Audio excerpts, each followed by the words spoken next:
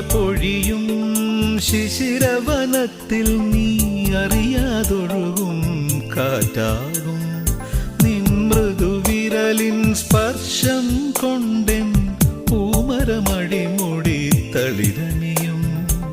ശാരദയാമിനി നീയാകുമ്പോൾ യാമക്കിളിയായി പാടും ഞാൻ. ഋതുവിൻ ഹൃദയം നീയായി മാറും പ്രേമസ്പന്ദനമാ